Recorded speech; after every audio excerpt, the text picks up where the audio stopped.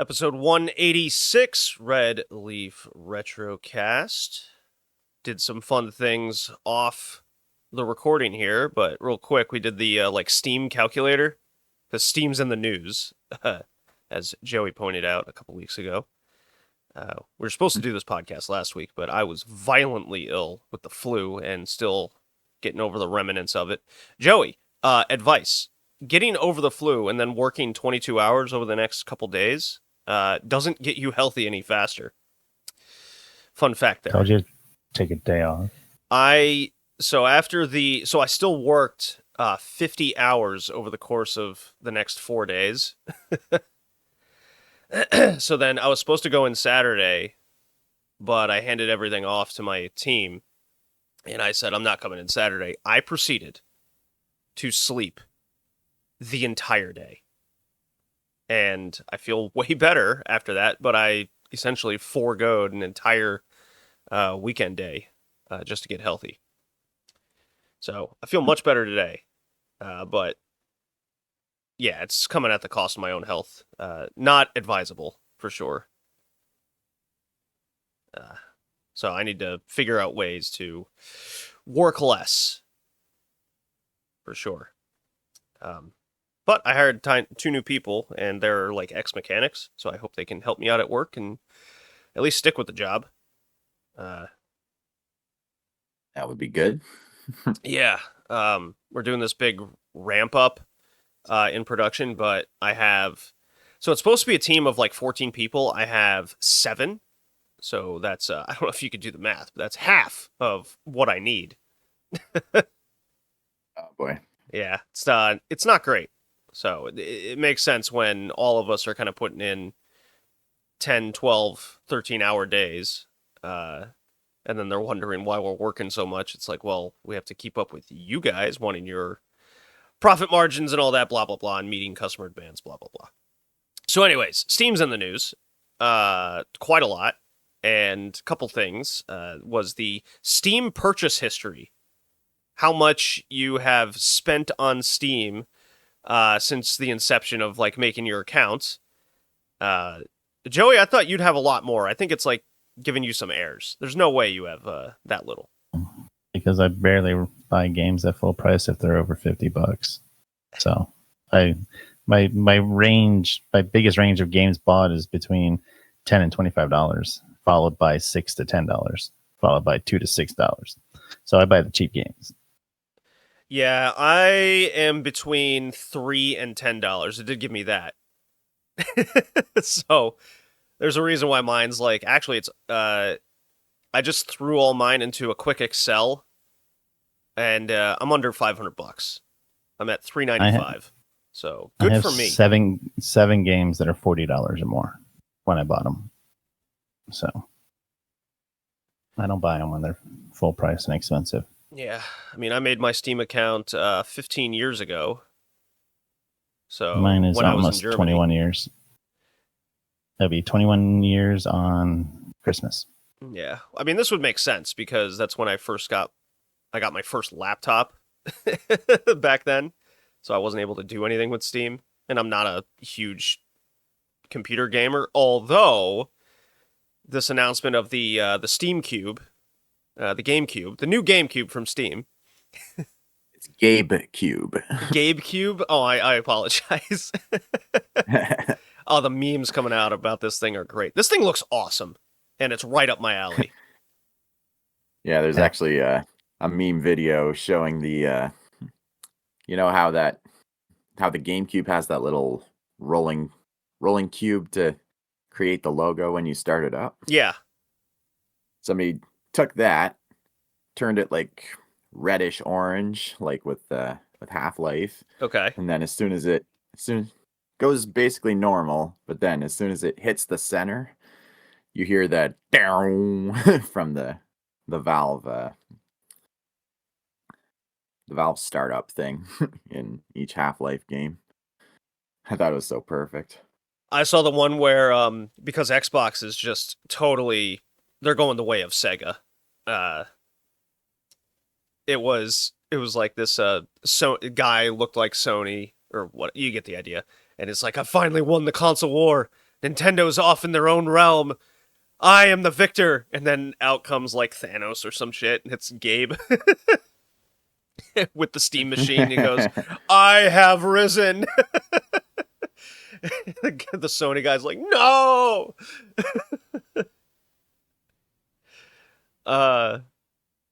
Yeah, this thing looks pretty sick. So I've been like getting back into Steam. I still have my little Steam. It's that Steam device that lets you Wi-Fi connect from your PC to your TV. I still have that.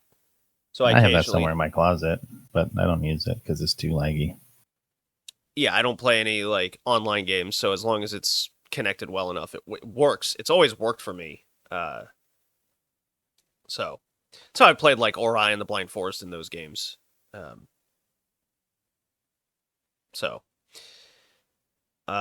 how much of Steam have you spent? 859 Canadian dollars. Yeah. Over the course of 5 years. Oh, so you haven't had it that long. Yeah. Kind of held off for a while. But then I saw so many games I wanted to play that I could pretty much only get on Steam. Up to that point, I'd been using GOG for a lot of stuff. Yeah, that's the other thing. I play a lot of retro games, so Good Old Games is usually my primary support device to use. I wonder if GOG will work on the Steam machine if it has a web browser. Probably not. Maybe if it works on Linux, it should be able to work on it. Let's see. Steam did say it's your PC. Why should we dictate what you do with it? Let's see. Very good of them. You can manually install them through a third-party launcher like Heroic Games. So, sounds like it'll work. Well, does it work on Steam Deck? I mean, that's the only apparently. answer, right? I just pulled up something from Steam Deck, and I run GOG games on Steam Deck, and Tomcom says you don't need any other tools, and it links to a YouTube video about how to set it up. So I'm assuming you can play GOG games on the deck, you can play it on the GabeCube. GabeCube, yeah. That's pretty sick. That is sick. Yeah, I mean, outside of this thing being like $1,500, I'm pretty much locked in on the Steam machine.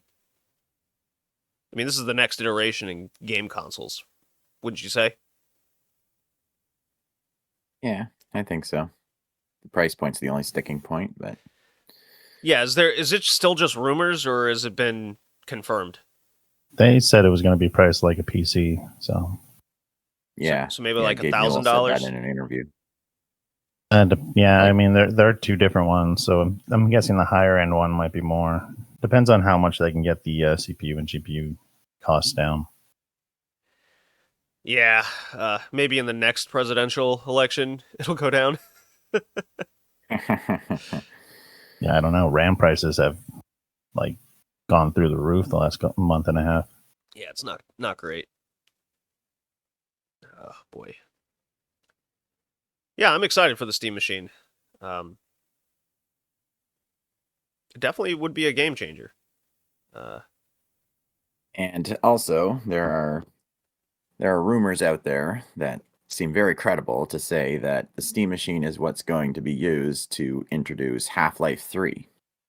I mean, they've been saying the rumor mill has been forever with Half-Life 3.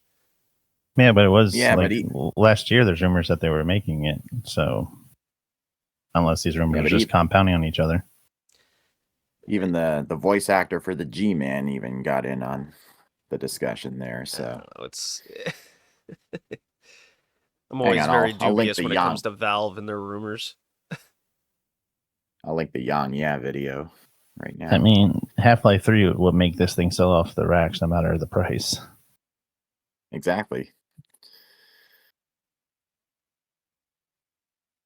I mean, Valve has confirmed in the past that they don't release Half-Life games unless it's introducing a new piece of technology from them. I mean, with Half-Life Alyx, it was the Valve Index, and with Half-Life 2, I'm pretty sure it was Steam itself. So I think that's a credible rumor. But I'm not going to hold my breath on that until it's confirmed directly by Valve themselves. Yeah, that's what I'm basing this off. I won't even believe that until I can buy the game.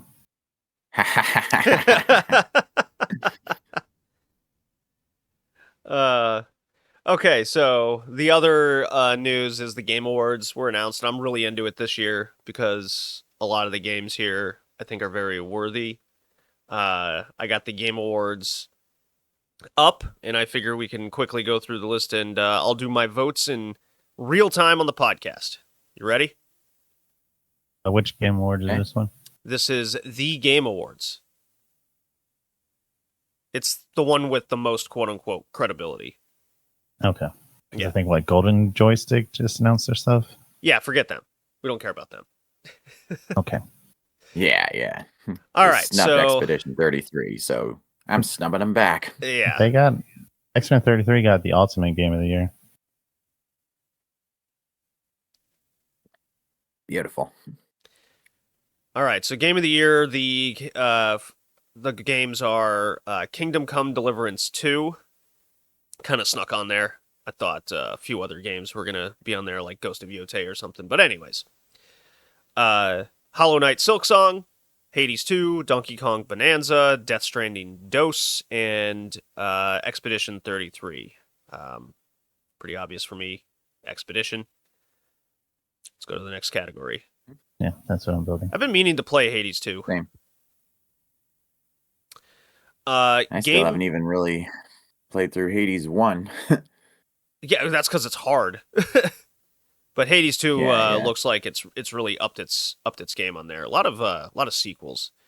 Game direction, I think, is interesting because we got E33, Death Stranding, Yotei, Hades 2, and Split Fiction. I think Yotei and E33 are my where my votes are. Where do you stand, Joey? Direction? I went with E33. All right, E33 it is. Next category. Best Narrative, Kingdom Come Deliverance 2 and Silent Hill F, and then the first three I just named. I went E33 again. Ghost Yotei was good, but the ending kind of was a little lackluster. E33? This seems to be a theme. It's gonna be the same for me too across the board. Best Direction, Hades 2, Best art direction. Silksong, yeah. I don't know. This one's gonna be tough. It's either E33 or Ghost Yotei. Ghost Yotei is fucking beautiful. I'm going with Yotei. E33 has a really interesting art. Yeah, I feel like Expedition 33 goes in a more creative direction with its stuff. It isn't a The sequel. Flying Waters. So, yeah, all right. E33. But Yotei is so beautiful, especially like when you're between acts and you're just riding the horse and they have the songs playing. Like, yeah, that's a toss up. But I what it came down for me is Yotei's a sequel. It's already been done. Let's see. Best score in music. E33 is not on. Oh, yes, it is. Lorien Testard. Yeah, I don't think it's a question for me.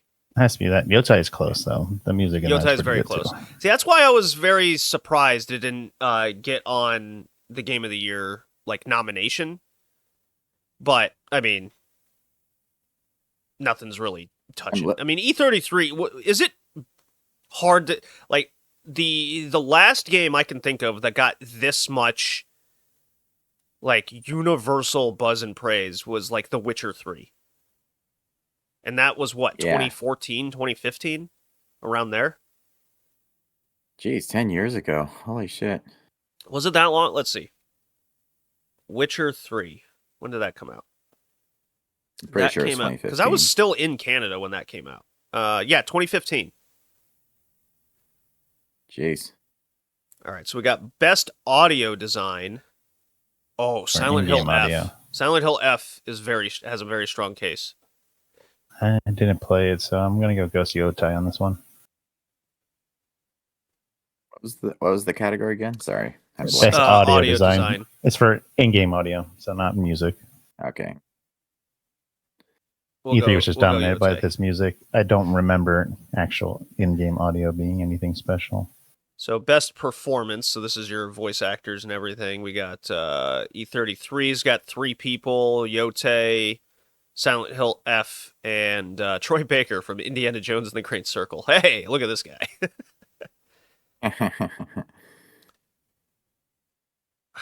Yote's not one's like tough. as narrative voice actor driven, I feel. But there's a lot of good scenes. There's a lot of emotional stuff to it. But I think one of the E33 will take it. And I'm going with my boy. A lot of people Charlie are picking Gustav for this one. Yeah. I love Gustav. I think I wanted more of him in the game because I liked his character and the voice acting in it. So I'm going with Charlie Cox. I'm going with Jennifer English. Main character, so. Next category. Innovation in accessibility. Ugh. Assassin's Creed Shadow, Atomfall, Doom: The Dark Ages. Can I forego this vote? Honestly, If I have to, I'll just say Doom. What is recognizing software hardware that push meetings, adding features, technology, content, help games play, enjoy. It's definitely not going to be fucking FIFA.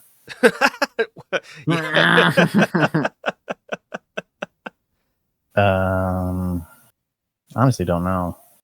So I'm just going to throw not an Ubisoft game and not fucking this EA. Ubisoft news, real quick. The Ubisoft, I put it in chat for a little bit, but it's fascinating. So 20, 30 people left Ubisoft, between Ubisoft, I think it was Paris and Montreal. They created Sandfall, which is the E33 studio. Cut to 5 years later, Ubisoft executives are literally saying it's the gamers' fault for not buying enough of our games. And it looks like their entire stock is flatlined, which is a telltale sign that they're probably going to close up or go bankrupt, one or the other. And meanwhile, Sandfall's, here you go, getting nominated for every fucking category on the planet. So, no Ubisoft. Too fucking bad. I don't know. Doom? I went with the one next to Doom. Atomfall? I don't even know what that is, Yeah. so... Me either, but I didn't want to give Bethesda anything either. I'm just going to go next. I can't skip it. Good. Games for Impact. I have no idea what the fuck this is or any of these games. Thought-provoking Yeah, I know. with a pro-social meeting. So your woke game of the year? Is that what this is? I think so. I am abstaining. I abstain from this one. I am not familiar with any of these, so... Me either. I don't even understand the category. All right. Best ongoing. Yeah. I guess Fortnite. It's still... That's what everyone's playing, so... Do Helldivers too. I am really curious to get into Final Fantasy XIV, because you can play, like, basically the whole main line of the game for free. At this point. I guess I'll say Marvel Rivals. I'm going to go Fortnite, even though I don't play it at all. Next. That's community support. Community support. I'm going to do No Man's Sky for this one. Yeah, I mean, that's dedication. Yeah. Even I still boot up No Man's Sky from time to time. Best indie game. Ooh, this is tough. E33 is considered indie. Well, we got Hollow Knight, Hades 2, and Blue Prince. And then 2 other ones I'm not familiar with. I know my friend plays Ball Pit a lot. What is Ball I've Pit? never heard of it. No idea. I just see him play it on Steam. That's all I know about it. I'd feel bad putting best... I don't see E33 as an indie game, though. It's people from a major studio. Yeah, it's not AAA, though. It's kind of like an in-between. Yeah, it's more of a AA game. It's kind of back to like how craft beer needs to be really redesigned, because Sam Adams is not a craft beer, but I think technically it falls under craft beer because it's not a main brewer, or at least it used to. So, well, it's like saying Leinenkugels isn't. Leinenkugels and Yingling aren't. That's craft beer. It's like, that's not true. Yeah, see, that's why there needs to be like an in between. Like, you're not a craft, you're not small. So I'm going Silk Song. I really like Blueprints. See, that would be the game I'd get on the Steam machine. Is a game like Blueprints. I've seen a lot of Let's Plays on it. I love following that stuff with that game. Yeah, I think it's Silk Song. Your next category, you can give it to Blueprints. Best debut indie game. Yeah, that's Blueprints. Okay. E33. I mean, it's technical, but yeah, I think they just are a little mobile too game. well seasoned. The horse girl game, Uma Musume. That's funny. I'll just abstain. Next. I'll abstain from this one. Yeah. Best VR game. Ooh.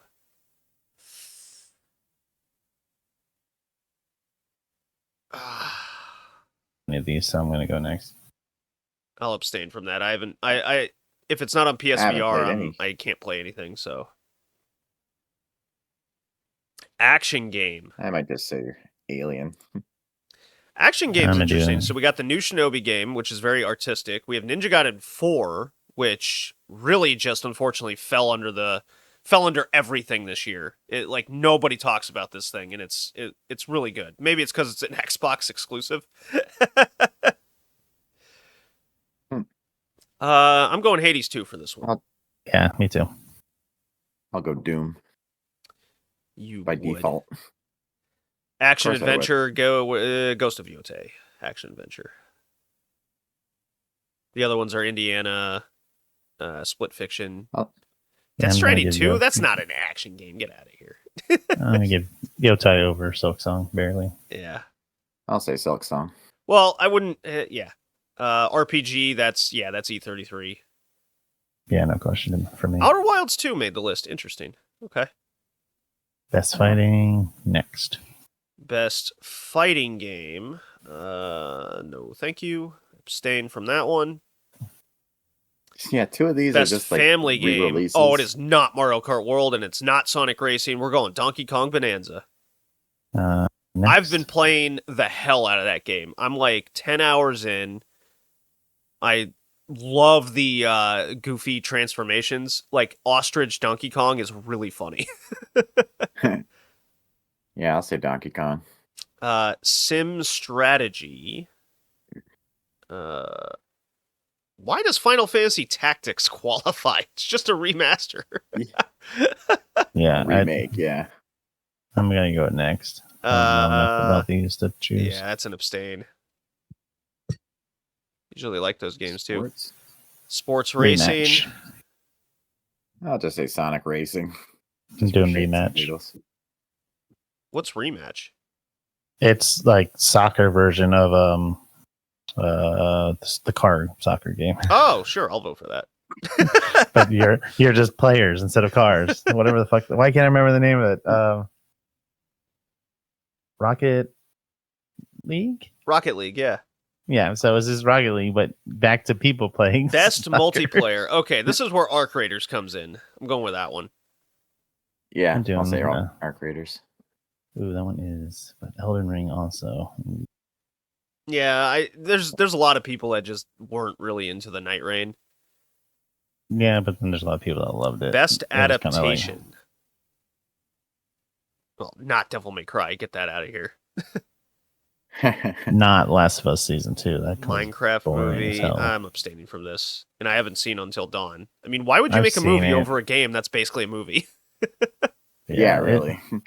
I did see a Minecraft movie, but only because my nephews wanted to go see it. Okay, I'm best. Gonna give it to Until Dawn. Most anticipated. I mean, it's Grand Theft Auto 6, right? Yeah, but is it really going to be coming out next year? Are they going to just keep collecting this every year because they're never going to come out? The Witcher 4 is interesting. I'd be into that. I'm voting for that one. That's the one I'm most anticipating. I'll do that one. I'll do Witcher. If not Grand Theft Auto, I'll say Wolverine. Because I've Content seen the Creator of the reactions to Year. That's an abstain. unless it's anybody I watch. Yeah, No, it's not. Okay. definitely abstain. Let's Although I see. recognize Moist Critical from the Woo meme. Best I don't esports. like Moist Critical. His long rants just lose me. Esports, I'm abstain. Esports Yeah, I'll athlete, I'm abstain. abstain. Esports team, abstain. Esports athlete, Zywoo, baby. Player's voice. What is? Oh, you get a. What? I don't know what this is. Esports. I'm gonna go Vitality. I guess we can throw in titles we haven't seen on any of these categories for the player's voice, but I don't give a crap. Yeah, I don't really give a shit about that, so I'm exiting voting. Okay, that was fun. Cool. So yeah, E33, Silk Song, some Hades 2, Blueprints. Those are Really good year for gaming. Yeah, Ghost of Yote, very strong year for gaming, for sure. And E33 was just, I think, levels above everything because it was just so unique, so new. And it felt like it came out of nowhere. I mean, I had my eye on it. I didn't think it'd be that good though, for sure. Like, Well, here we are. here we are. So that's that. Okay, let's. I gotta pull up the drop so we can get onto the topic. Well, before What's we up? do that, I have an announcement to make. What is your announcement, sir? As of last week, I broke the 200-pound mark in my weight loss journey. Oh, hell yeah, you're getting closer to my weight. Nice. Yeah. I now weigh 198.6 pounds. So I feel pretty proud of myself. Well, congratulations. It's a lot of hard work. Yeah. And I lost weight through also- the flu. Don't recommend that way. It's a quick, easy way to do it.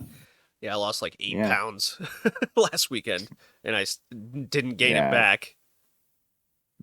Yeah, I lost 5 pounds to my last stomach flu, Ugh, but that was years ago. God. Yeah, I'm I also finally beat. I'm 168 right now. So Oh wow. yeah, I just got my beer gut, so Um, it's like nothing. Yeah, I've still got a bit of padding on my my abdomen, but it's slowly disappearing. I can actually see an outline of abs now. I gotta make a E33 drop. Yeah, I don't know what you could use. Just like the Renoir battle scene or something. What do you think? I would suggest the Go Blue track from the Ooh, Flying battle Waters, victory but theme. that's Let's see what that would be. Mael's battle theme extended. Flying Waters battle theme. I just gotta pick something random here and play it. Let's see. I like Go Blue myself. It's my personal favorite. Oh, Gestural Village. Oh, I gotta hear this. Yeah, that's fun. Okay, that'll work. Just very, very quick, I beat the main story of Hyrule Warriors Age of Calamity, so scratch that off my New Year's resolution list. Oh, sick. All right. Yeah, I'll just I just gotta make a ton of E33 drops. All right, game tracker before we get into our main topic here. So you beat the Hyrule Roar. How long? About 45 hours, I'd say. Ooh, baby. That ties Yeah, Dave there's the a lot Diver of for you. Level grinding. Yeah. There's a lot of level grinding involved, but it was all with like new missions to do, new Oh, side okay. missions and such. I wasn't just like repeating a whole bunch of stuff. I beat So Ghost that's- Yotai in 42 hours. Ghost of Yotai, 42 hours. Did I even add? I didn't even. Oh, yeah, I did. 42 hours. I think Joey's smoking us in like video game time played this year. Yeah. Feels like the only time I have available to play games is when I'm sitting on the toilet. Just from what I've tracked of Joey on this list this year, he's at 322 hours from playtime. God damn. Yeah. I Colin, doubt I've you're even at broken. you're at 122. Oh yeah. Yeah, I've spent a lot of that time on Expedition 33 and Hyrule Warriors. I'm at let's see here. You guys both have access to this, by the way. This isn't adding up correctly. Did I miss input something?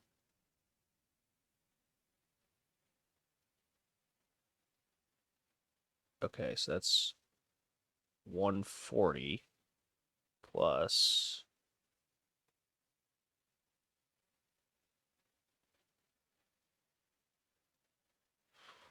yeah, something's askew. Give me a second here. I'm at 186. But I played a lot of like shorter games and spurts and whatnot. So my like volume of games is large, just not time in, and haven't counted any of the podcast games at all on the list. So Yeah. you add all those in, that's like 1 to 3 hours mostly each game we played this year. So I'm certainly over the 200 mark pretty easily, but okay. That's done. Yeah, I beat Little Nightmares 2. I think on the last podcast I'd already beaten the first one. Nice. Yeah, and then I rebeat Untitled Goose Game. That was fun. Playing through Donkey Kong Bonanza now. 9 hours into that one that hasn't been marked on the list. I think that's about it. There's a lot of games like coming out in the next couple weeks. We got Metroid Prime 4. We got Octopath Traveler 0. Are you getting that, Colin? Yeah, I think so. I'm still trying to find a copy of Octopath Traveler 2 for cheap, but that's not a huge priority for me right now. No, I got too much other stuff. I'm really into the Switch too, so I got like Hollow Knight probably I'm playing next. I don't think I'll beat that game just because of its difficulty, but I'll play it certainly to a high degree. Okay, so this episode's my theme pick. Delayed a week. I called it free scrolling. Been really into. Did you even play it, Rob? I did. It was while you were talking. I played Oh. E33, Gestural Village stuff. Okay. Yeah, so I don't know, somewhere around the 30-minute mark, I guess. That's where I'll mark this. All right. Yeah. Free scrolling. Basically, I've been in the I'm still in the mood of like adventure games, but more along the line of quick shooting. So I was playing a lot of the Cotton series when Joey was visiting around that time. I had him play a little bit of Pocky and Rocky with me. So I wanted to get Pocky and Rocky on this list and then try to figure out another like similar type of game. And a few came up, but I wanted to get a different perspective of a game, and the one is Purikura Daisakusen. I think it's Purikura Daisakusen. There we go.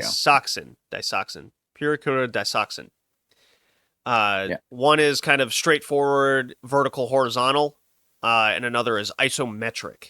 And isometric games are always, it's either going to hit or it's going to miss pretty hard. And I actually think, Yeah. we'll save that. So, Pocky and Rocky is the first one. Came out on the Super Nintendo by Natsume Company.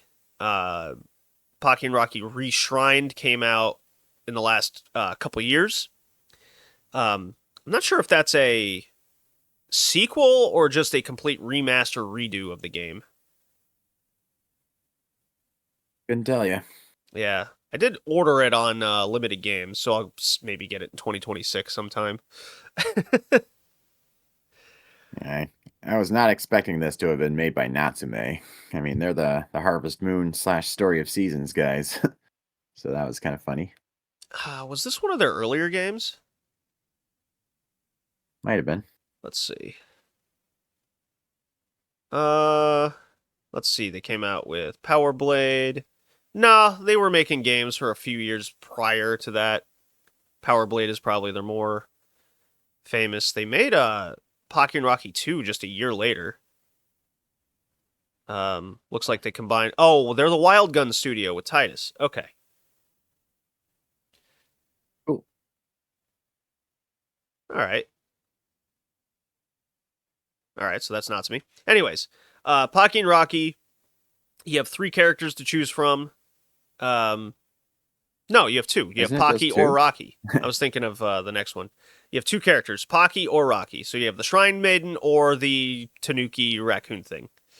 There's only one character, and it's Rocky. I like playing as both. I have fun. It is multiplayer, so you can have 2 people do it. I think the game's harder with 2 people. I think the game's just hard. Is it like Battletoads where you can hit each other? No, it's just when you get 2 people on there, it actually takes more hits to destroy enemies, especially boss battles and mini boss or the mid level bosses. It's difficulty scaling. Yeah, well, I wouldn't say it's a difficulty scale. It's just sponge. It's a sponge scale. Yeah, just more hits to kill enemies. Inherently, it just makes it more annoying, but and the commonality between these 2 games are also they were like arcade games prior. Oh, yeah. Or sequel to an arcade game, and it plays very much like an arcade game. It's difficulty. It's like one-hit kill type situation, or in this case, you have a little bit of a life bar, but it kind of functions as you get 3 hits before you're dead, and you have limited credits. The positive thing about Pocky and Rocky is once you beat a level, it's beaten, and each time you die, you just have to restart the level. So slowly but surely, you will eventually get good enough and learn patterns, and I feel like the game is beatable. If you sit down and leave your Super Nintendo on for a good amount of time. I got to stage 5 before I hit a wall, the castle level. Yeah. Yeah, so I wasn't able to beat it. I was at this game for 3 hours. Just Yeah, I never made it past level 2. I think I made it to level 3 once and then stopped playing. Because this game, movement is very important, but movement is very hard. The cemetery, which is level 3, is certainly that's tough. Because, like you said, Joey, the movement's very important, and you're limited in your movement on that stage. Like in the first level with the skeletons, even when you kill them, they still have a bone that flies at you. So you gotta kill them and then move quickly. And it's like you have to time it perfectly or you get hit by the damn bones all the time. Yeah. You can hold the shoot button down to continuously fire. I didn't know that until I had played it for a few days. I was like, oh, I can hold this thing down. That's way easier. And that's when the difficulty went down quite a bit. I was like, yay, this is way better now. You do have a special attack as well that can blow everything up. It's a typical kind of shooter mechanic in a lot of these games. Ultimate attack, basically, is what I call it. Yeah, I kept accidentally triggering them by accident. Yeah, basically, I found you have 2 instances where you can use these things. When your entire screen is filled with enemies, or in a boss fight. It's one of the 2. Yeah. Do not use it in any other circumstance, otherwise you really won't get very far in the game. Yeah, I mean, the shooting mechanics are good, but I'm so used to how it's done in Blaster Master Zero, where you can hold down a shoulder button and keep aiming in one direction while moving around. It just kind of threw me off that I couldn't do that here. Yeah, you cannot do that in this game. You can do that in the other one that we're going to talk about, which was very useful. Yeah. Yeah. Although you can dodge by diving to the side. That mechanic took a long time to get used to. So I was expecting more of like a roll, but this is just like a straight up action dive out of the way, and then you slide a little bit. So Yeah. there's this moment of you're on the ground and can't do anything. Really Yeah, have yeah. to time that well. And that becomes like extremely pertinent in level 4 and 5. Yeah. The problem is on level 4, You you're can- like in the sky, so you can like fall off the stage and stuff. So Yeah. and it's a key mechanic to the last stages. Yeah. You can also knock back enemy projectiles with a melee attack. Yes, another key mechanic that helped me get through at least level 3. So you can throw your leaves or whatever, and then you have the like a tail type attack with the wand and shrine, and that's how you can deflect. Very useful. I didn't use that for my first whatever amount of time playing it. I didn't find it useful until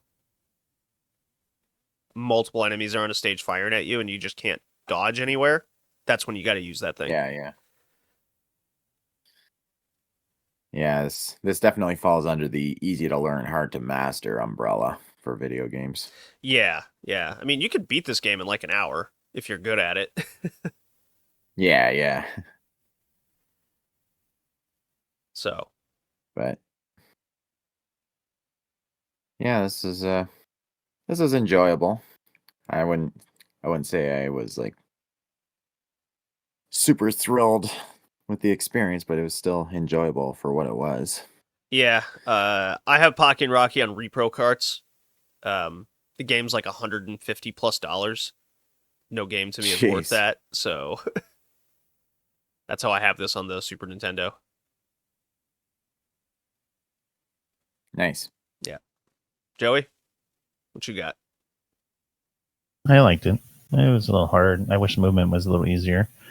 Maybe if it was a actual arcade, movement might have been easier, but it felt very rough. But I like this game. I'm definitely going to pass this game. It's pass all around, I Alright. guess. How about that? Yep, I pass it. Sweet. All right, so the next game, there is a like spiritual sequel called like Heavenly something or another on the Wii that came out. I have that. It's enjoyable too. So the next game is Purikura Daisakusen. Made by Atlas and came out on the Sega Saturn in 1996. Another co-op option. There's like weird lore behind this game, which I found was funny.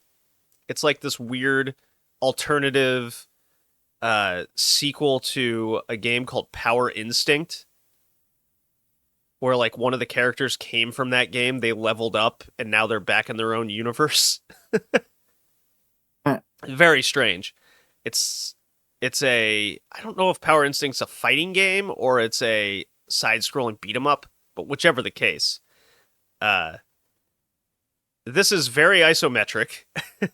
Very Sega Saturn. If you know the look that it's going for. Yeah, for sure. I was pretty shocked this was made by Atlas.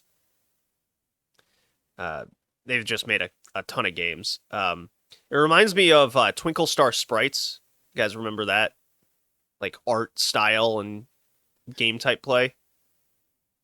It still amazes me that you can say that title with a straight face. Twinkle Star Sprites. Yes. I'm always straight faced.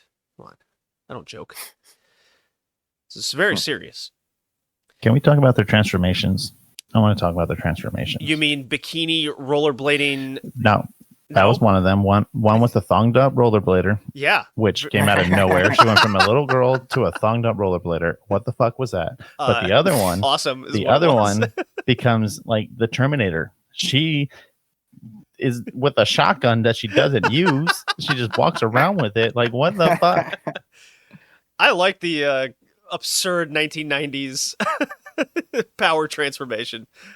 That was super funny. Not enough of that in the game, if you ask me. It's only like once per every other level, and there's only, I think, 5 levels. I did beat this game, by the way. I just watched YouTube videos. The last boss is an asshole. It takes fucking forever. So, going on the levels, if you take there is a timer, which will cause you to lose a life. And then, if you play a level long enough, basically more than a minute, the music stops. There's like a moment of no music happening, and then it restarts.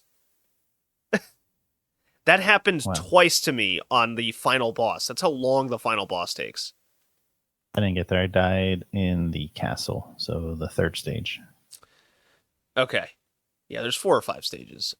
It's not a very long game at all. You can beat it in like 40 minutes, 35. But the last boss itself is like 6 or 7 of those minutes. Basically, it's hold down the shoot button of your stars or whatever. Each level, you upgrade your little side character.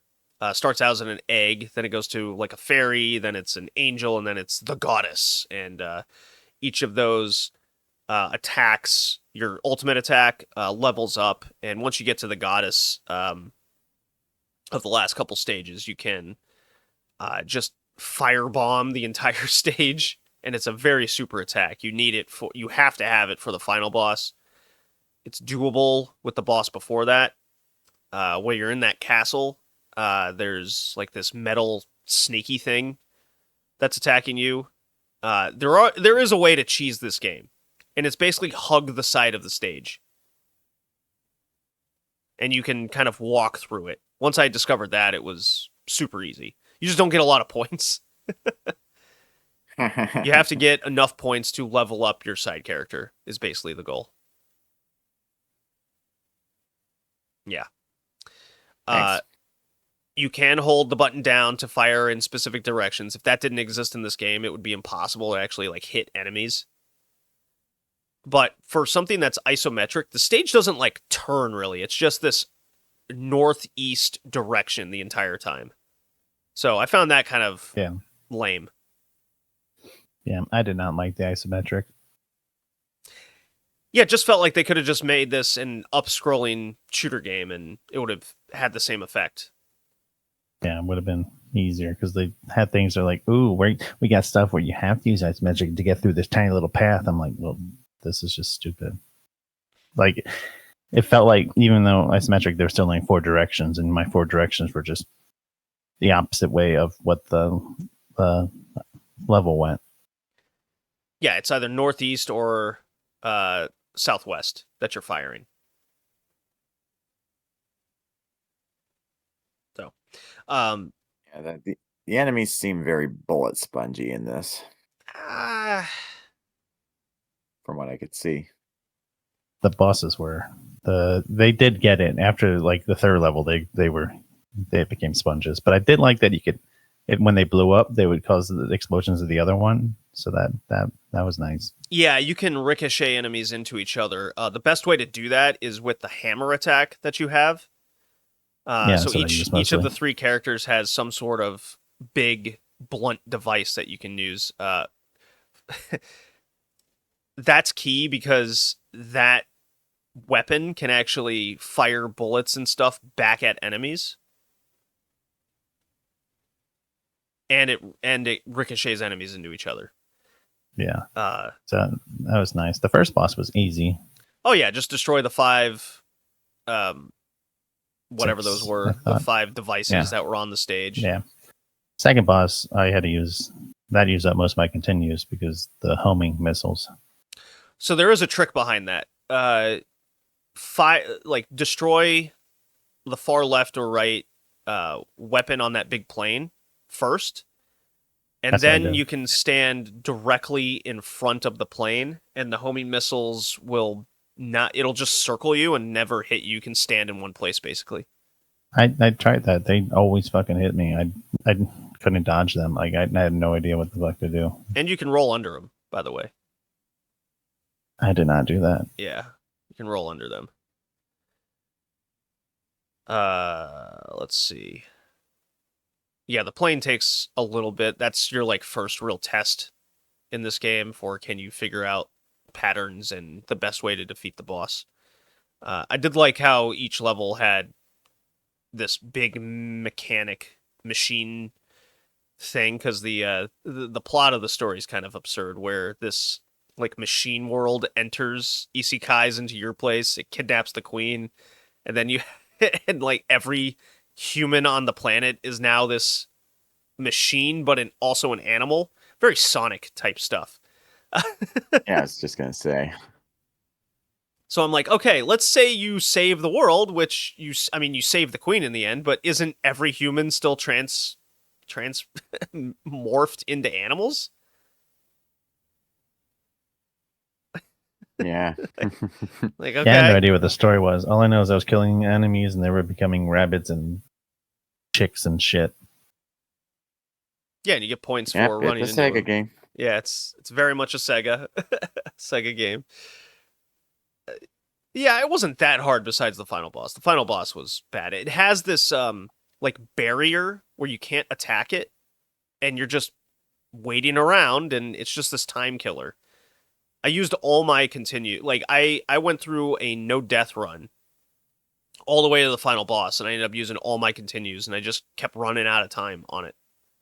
So, did not like the last boss at all. It's this like HR Geiger looking thing. Yeah, I was getting flashbacks to Echo the Dolphin. Yeah, it's kind of not good. I didn't like the last stage at all. It really brought the game down a lot for me. I think this game had a lot of potential. It's just very executed in a weird sort of way. It's very short. The game runs for even the Japanese. Well, it's only a Japanese version. $120. Definitely not worth that price. No, not at all. I have the burn cart on the Sega Saturn, so I was able to play it pretty easily.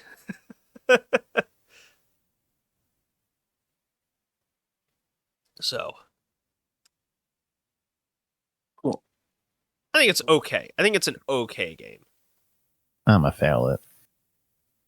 I'm passing It's it, too but it's very not much. Too short and isometric didn't do anything. It could have been better if it was not isometric. Yeah, I soft passed this one. I mean, the gameplay only seems just serviceable, but I do like a lot of the graphics and visuals. The parallaxing is good, and the sprite work and the Oh, sure, the Sega Saturn all that. like use was top notch. I thought. Yeah. Like if the Saturn focused more on games like this, because that's what it was. But they like it couldn't do the 3D very well, which is what it was made for.